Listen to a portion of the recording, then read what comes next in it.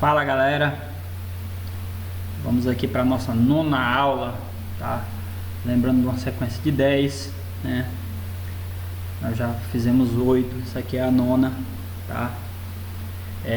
Nona e última aula específica, tá? E esperamos aí no decorrer desse conteúdo vocês tenham absorvido, né, de forma satisfatória, tá? Lembrando que após isso tudo nós iremos fazer um conteúdo prático, né? Aulas práticas, e a ideia é que vocês absorvam ainda mais o conteúdo nessas aulas práticas, tá bom, galera? A próxima aula é a nossa prova, tá? Então releia o material, ou seja, para a boa absorção, né, do conteúdo, né? Acompanha, faça anotações, né? Os vídeos estão no canal aí, pode a qualquer momento ser acessado, tá? Qualquer dúvida, vai nos nossos meios de comunicação, tá? Nossa plataforma, aqui provavelmente no canal, se quiserem, e nos nossos grupos de WhatsApp, tá bom? Hoje nós iremos falar sobre bombas e instalações de bombeamento, tá, galera? Iremos falar também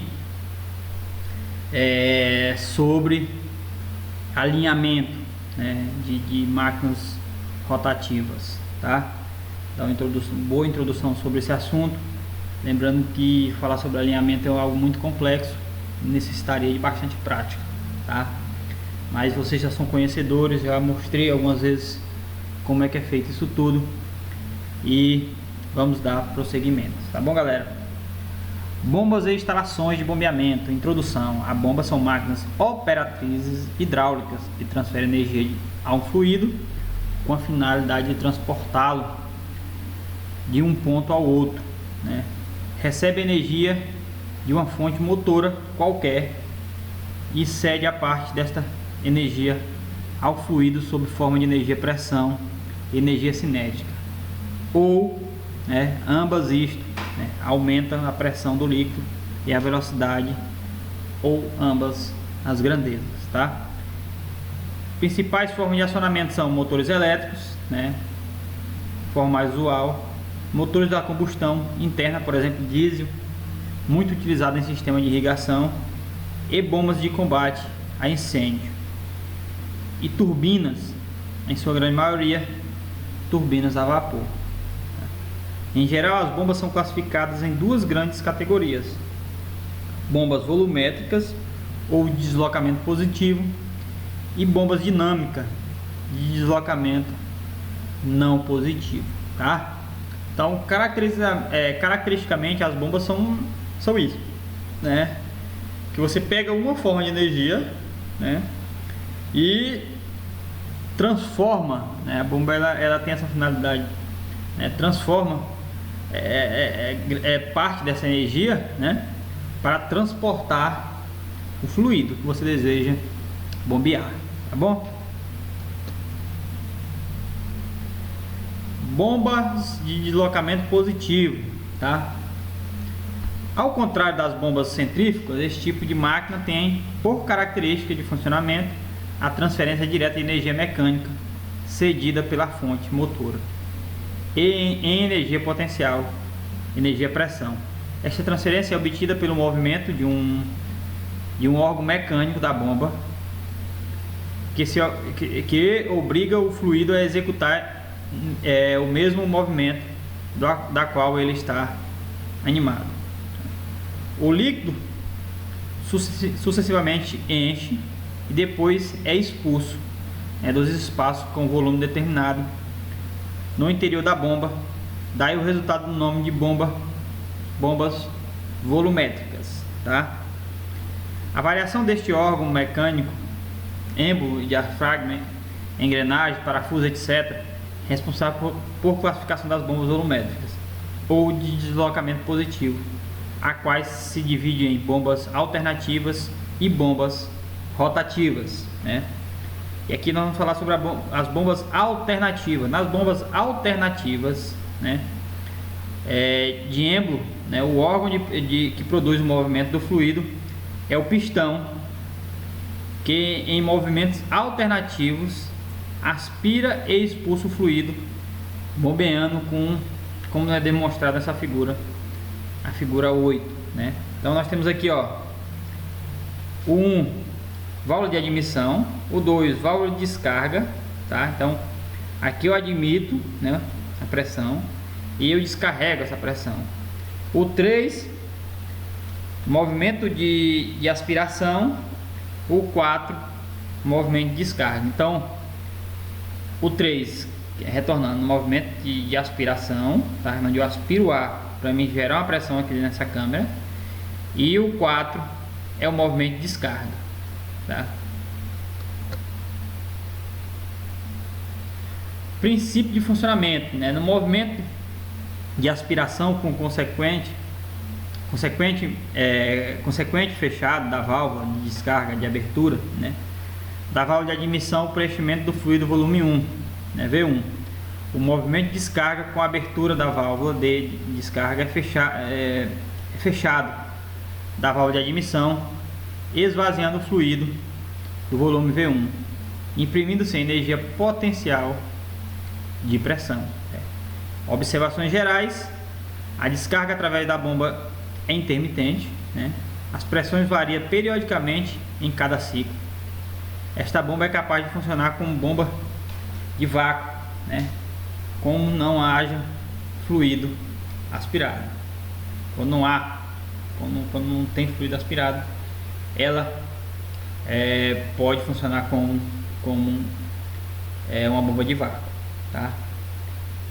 Nós temos as bombas rotativas, né? Predominantemente genérica, as bombas rotativas designa-se uma série de bombas volumétricas comandadas por um movimento de rotação, daí a origem do nome, né? As bombas rotativas podem ser de parafusos, engrenagens, paletas, lóbulos, entre outros, conforme nos mostra, né, a figura abaixo. A bomba rotativa de engrenagem, né? Então eu tenho um sistema de engrenagem para gerar a pressão do fluido, tá? Tem a bomba rotativa de lóbulos. Tem os lóbulos, que são como se fossem umas elipses, né? Que rotacionam aqui dentro, né? Gerando a pressão para o movimento do fluido. Nós temos a bomba de parafuso, né? Parafusos, na verdade, que eu tenho os parafusos aqui dentro, né? Gerando a pressão do fluido, né? Para o deslocamento dele. Nós temos as bombas de paletas, né? Onde as paletas são giradas, onde é gerada a pressão aqui, né? Para mim gerar o movimento do líquido. Bombas centrífugas de deslocamento não positivo, né? Este tipo de bomba tem um princípio de funcionamento: a transferência de energia mecânica para fluido a ser bombeado em forma de energia cinética.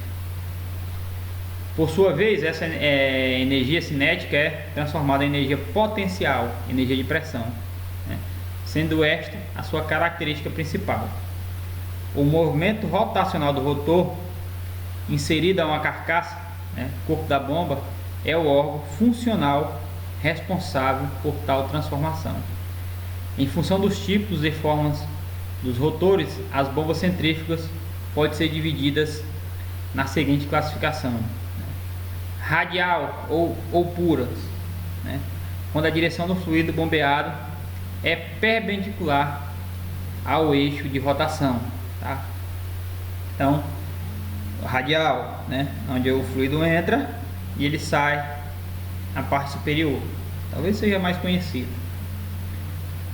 Temos a de fluxo misto ou semiaxial, quando a direção do fluido é bombeado e inclinado em relação ao eixo de rotação. Então, ó, aqui é a bomba de fluxo misto, tá? O fluido entra e ele sai, né, numa direção diferente, né, da entrada. E nós temos a axial, quando a direção do fluido bombeado é paralelo em relação ao eixo de rotação. Então aqui, ó, entrou o fluido, e ele sai paralelamente, né, ao eixo de rotação. As bombas dinâmicas podem ser classificadas como simples ou dupla sucção, né? As bombas de dupla sucção são utilizadas para vazões mais elevadas, em situações onde o problema de cavitação é crítico, tá? Entrada distribuída do fluido para que os dois lados do rotor, como ilustra essa figura, tá? Modelo de bomba de dupla sucção. E ainda classifica como simples estágio ou multi estágio, né, quando a bomba é fabricada somente com o rotor, e é chamada simples estágio, e quando é fabricada com dois rotores em série é chamada de bomba de multi estágio, como nos mostra a figura 8.4. São empregadas para grandes pressões, né? Então nós temos aqui o rotor, né, duplo, que, ó, os rotores, rotor aqui e rotor aqui, que eles giram, né, que eu sugo a água, né, ou o líquido que eu quero transportar, através do movimento, né, desses rotores, né, e gero aqui a pressão, né, e elevo. Aqui é onde eu direciono para onde eu quero ir, né, o líquido ou fluido que eu queira bombear, né, com a bomba desse estilo, tá? Aqui a bomba é dupla, de dupla sucção, onde eu tenho minha sucção é dupla, né? Minha sucção é dupla, e aqui eu tenho a bomba de eixo duplo. Tipos construtivos de bombas centrífugas, tá? Com rotor em balanço, tá? Neste grupo de bombas, o rotor ou rotores são montados na extremidade do eixo, na extremidade posterior do eixo, de acionamento, né, que por sua vez é fixado em balanço sobre um suporte e mancais, né. Este grupo de bombas é dividido em bombas monobloco, onde o eixo de acionamento da bomba é o próprio eixo de acionamento da bomba de monobloco, né, onde o eixo de acionamento da bomba é distinto, né, ao eixo de acionamento, né. A figura 8.5 nos mostra as variações de bomba centrífuga com rotor embaixo, tá? 8.5 configurações das bombas de rotor em balanço, independente e monobloco, tá? Aqui eu tenho a bomba de rotor independente, aqui eu tenho a bomba com rotor em monobloco, onde praticamente o motor, né, é acoplado à bomba, entendeu? Com rotor entre mancais, este grupo de bombas ou rotores são montados num eixo apoiado por mancais em ambas as extremidades, e mesmo situa-se entre eles, com o ilustrado exemplo da bomba de dupla sucção, tá? Princípio de funcionamento, né? Uma bomba centrífuga é basicamente composta de um rotor ou impedidor, que transmite a energia cinética em uma carcaça que envolve e efetua a transformação dessa energia cinética em potencial, além de dirigir o fluxo do fluido. O rotor é constituído de um eixo com paletas ou pás ao redor, né, com formação que permite o escoamento do fluido. Para o funcionamento de uma bomba centrífuga é necessário que a carcaça e o rotor estejam cheios com líquidos devido à rotação. O fluxo contido nos canais do rotor é impulsionado para a saída, criando-se uma pressão no centro, a qual aspira ao líquido desde a sucção, estabelecendo-se desta forma o fluxo contínuo através da bomba. O líquido que atinge a periferia do rotor e balança radialmente a alta velocidade e então recolhido pelos canais da carcaça, que se caracteriza pelo fato de terem seções divergentes, baixando a velocidade do fluxo e consequentemente elevando a sua pressão, como nos mostra essa figura. Então, a gente analisando aqui em corte, né? Aqui nós temos a bomba aqui dentro, onde o rotor ele gira, né? Com as paletas mais ou menos parecidas com essas daqui, né? Como no desenho, né? Que eu gero uma pressão, né? Aqui dentro, e o líquido entra, né? Que com a pressão eu direciono ele para onde eu quero, né? No caso essa bomba aqui ele é direcionado em sentido nesse sentido, tá? Nesse sentido. Então o funcionamento das bombas de maneira geral ele é simples, né? Não tem muito muitas peças, muitas. É claro que quando você vai cortar realmente, né? Tem algumas coisinhas aqui, aí a gente vai ver aqui na frente os graxeiros, né? Que são as vedações, né? Que a gente tem que entender e conhecer quando a gente vai trabalhar com as bombas, tá? Partes principais, tá? Então vamos lá para as partes das bombas, tá? Então a parte 1 é sucção, né? Que é onde entra o líquido. O 2, rotor, né? 2, rotor. O 3, descarga de pressão, tá? Então o 3 é onde eu direciono, né, o fluido que eu queira bombear.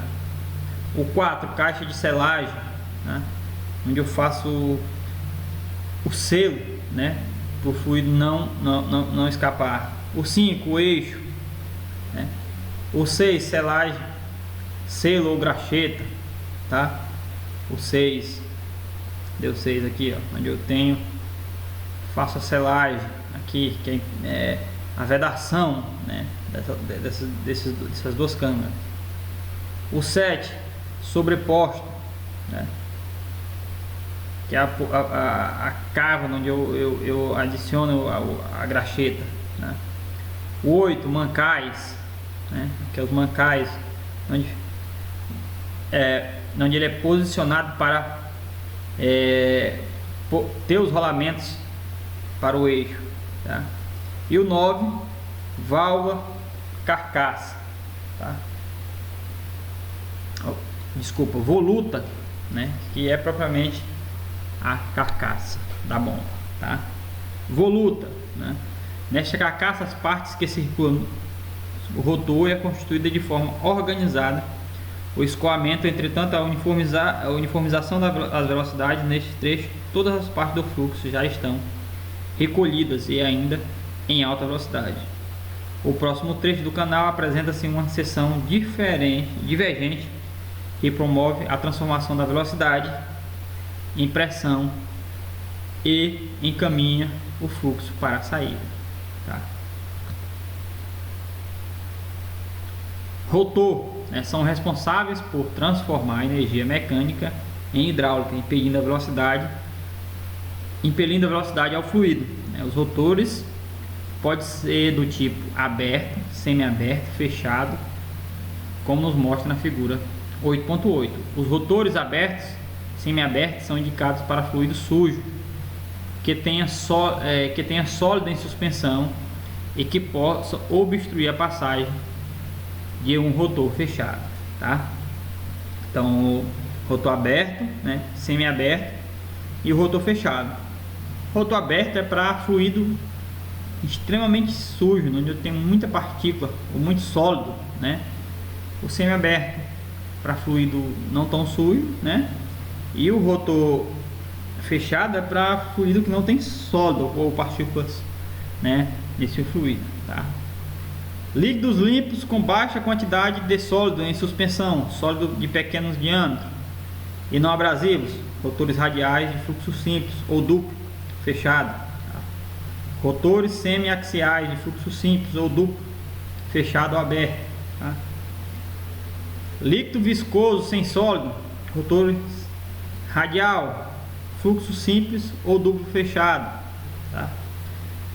Líquido sólido com suspensão e tamanho de sólidos máximo de acordo com a manual técnico, rotores com 2 ou 3 pás, dependente do tamanho do sólido fechado, tá? Então são exemplos dos líquidos, né, para uma seleção correta do tipo de rotor que você vai ter na tua bomba, né, para um projeto né, para a aplicação, posso dizer assim, né, adequada, para você não ter problema, né, na sua bomba.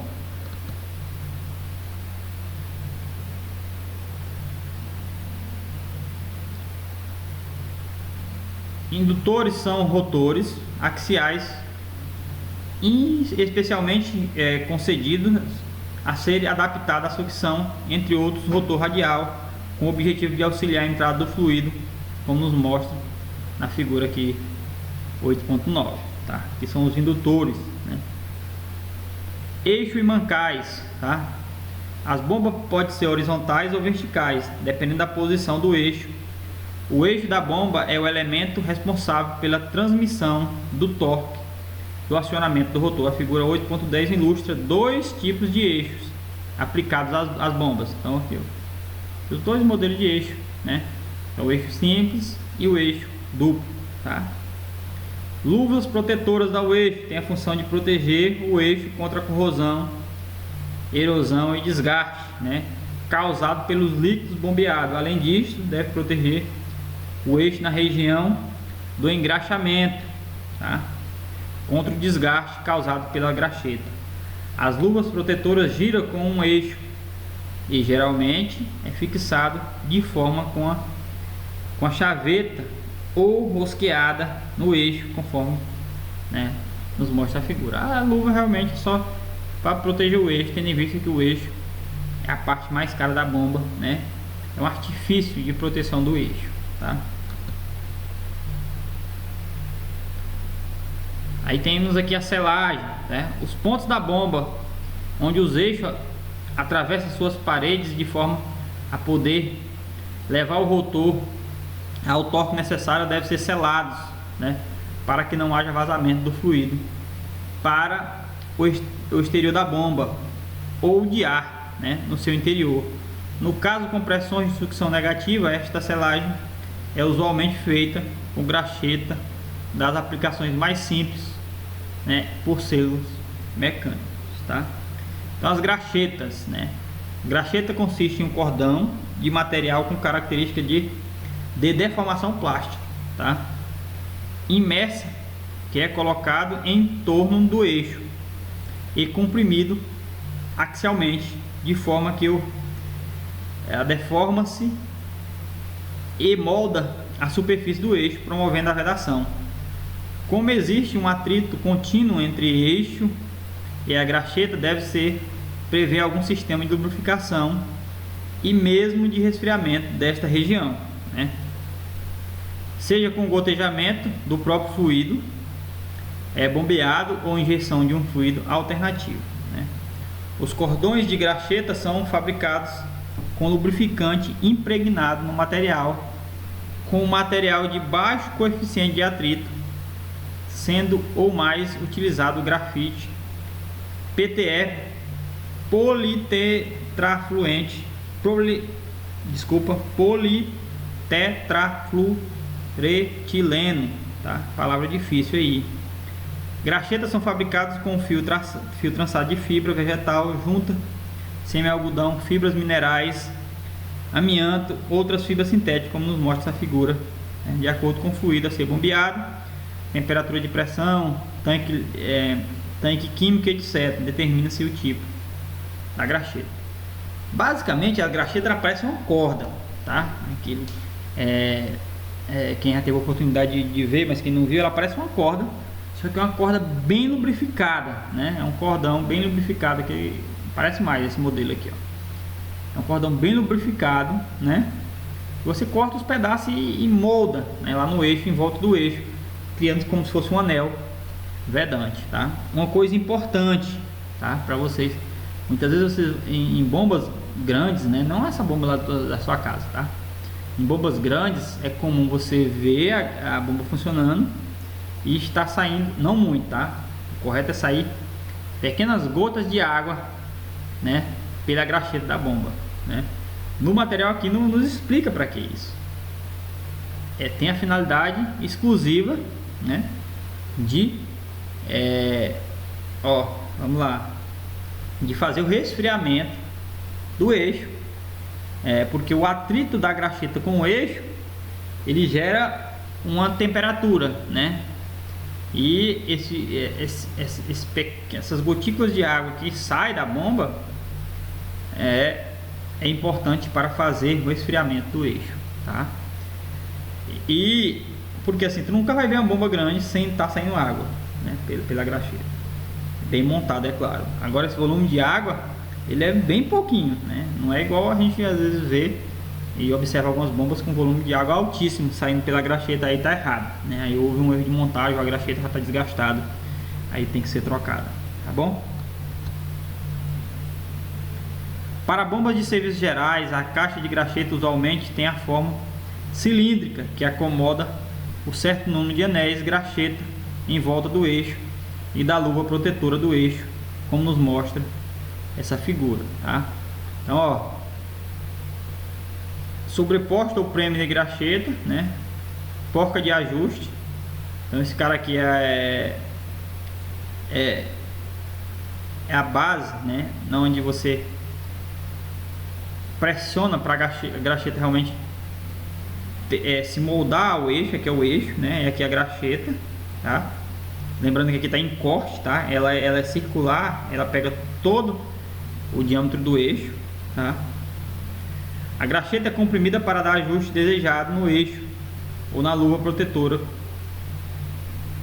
por um prêmio graxeta sobreposta que se desloca na direção axial. Vedações de eixo por graxeta necessitam de um pequeno vazamento para garantir a lubrificação e refrigeração da área de atrito da graxeta com o eixo, com a luva protetora do eixo, tá? Aqui, isso aqui é o que eu falei. Então aqui você com esses parafusos você faz o ajuste aqui na pressão necessária para a vedação da graxeta, tá? Geralmente entre os anéis de graxeta faz a utilização de um anel cadeado, né? Ou anel de lanterna, né? Como nos mostra na figura 8.14, né? Sua ilustração é necessária quando, por exemplo, o líquido bombeado convertido em sólido em suspensão, que poderá se acumular e impedir a livre passagem pela graxeta, impedindo a sua lubrificação. Com isso, ocorrerá o desgaste excessivo do eixo e na graxeta por esmerilhamento, né?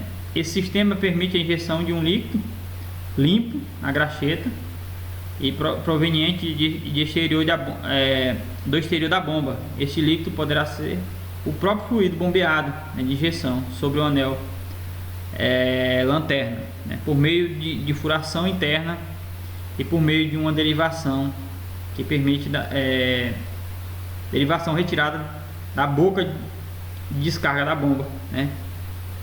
A posição do anel lanterna ou engraxamento é definido no projeto da bomba pelo fabricante, tá?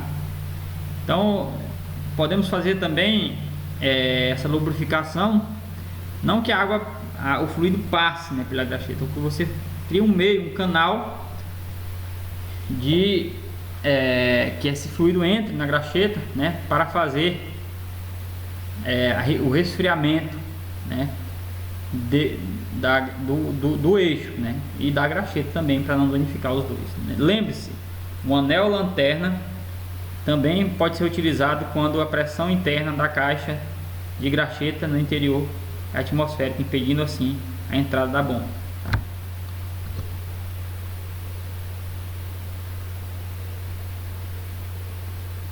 Seleção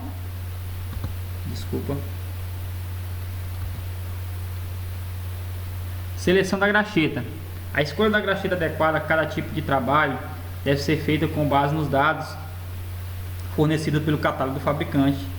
No entanto, os seguintes dados deverão ser levados em consideração: material utilizado na confecção da graxeta, dimensões da caixa graxeta, diâmetro externo, diâmetro interno, caixa de largura, né? Fluido líquido gasoso bombeado pela máquina, temperatura de pressão dentro da graxeta, tipo de movimento da bomba, rotativo, alternativo, material utilizado, né? Aqui são condições que influenciam, né, na escolha da graxeta, né? As dimensões da seção transversal da graxeta correspondem ao espaço radial livre da caixa de graxeta, né? a confecção de anéis de graxeta, né?